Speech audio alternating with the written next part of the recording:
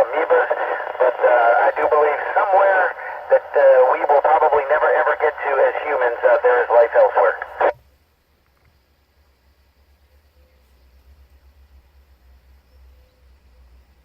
I would say change, but it has been reinforced.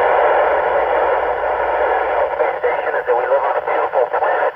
There are not that many borders, and we are all humans who love our families, and we live on a beautiful satellite called Earth. Over.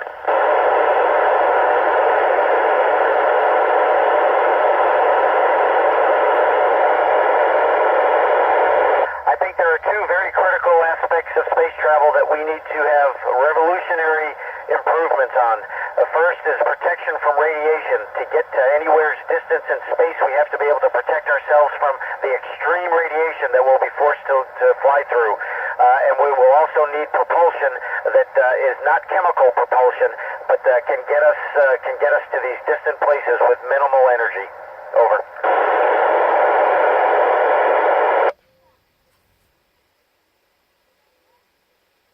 When I look through the window, I think that Europe is very magnificent to me. There's a lot of history there, and you can see all of the historic waterways and historic routes that the people and humans have traveled. Over.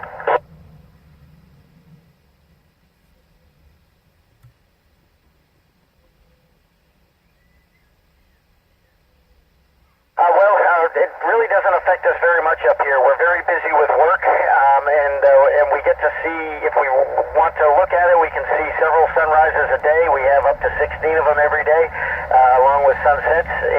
But we're so tired when we go to bed that it doesn't matter if it's light out or daytime. We just fall asleep. So it's a very nice environment to live in. Over.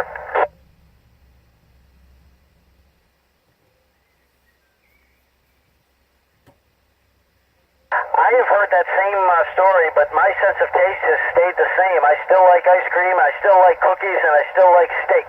Over.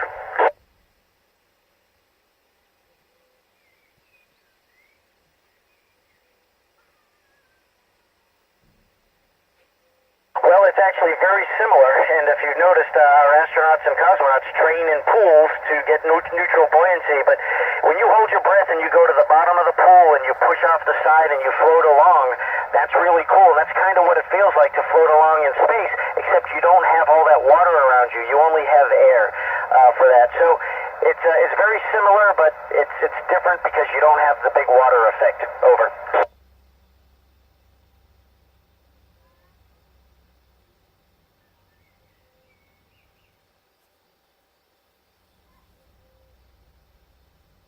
Boy, I really wish that would happen a lot sooner, but I'm only guessing that we're going to need a few generations.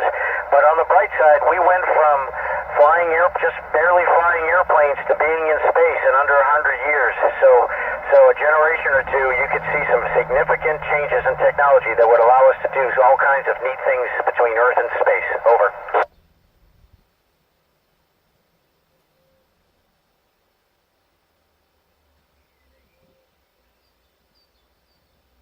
I miss being outdoors. I miss seeing trees. I miss smelling the evergreen.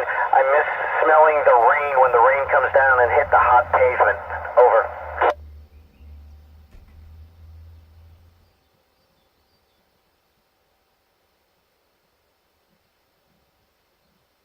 Some folks have a hard time and some folks don't. I was lucky that my adaptation was very quick. The biggest thing we deal with is a fluid shift, and once you get used to that, it's not that hard at all. Over.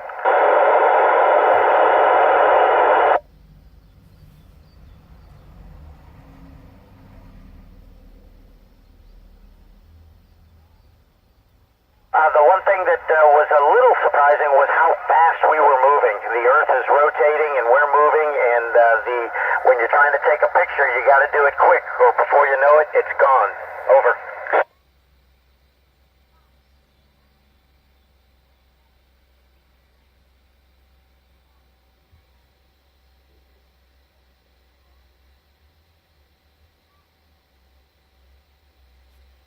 Okay, so I'm not sure I heard the question, but my advice to young people that are dreaming to become involved in the space programs is get a good education, work hard and do your homework, and care about what you learn, because it's very important. We need you to be smart, and we need you to have vision when you come into the program so you can bring us into the future.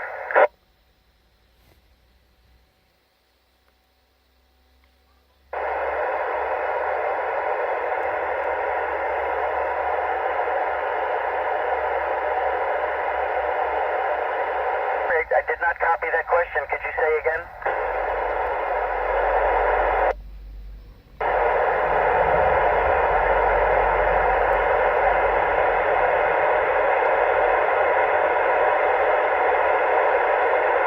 Okay, so I think that was the effect of lack of gravity on your sleep.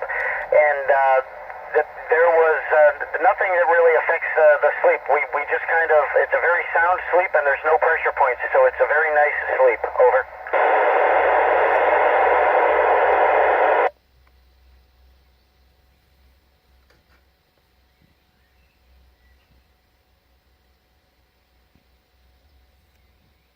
Sorry, that question was garbled as well. Could you say again?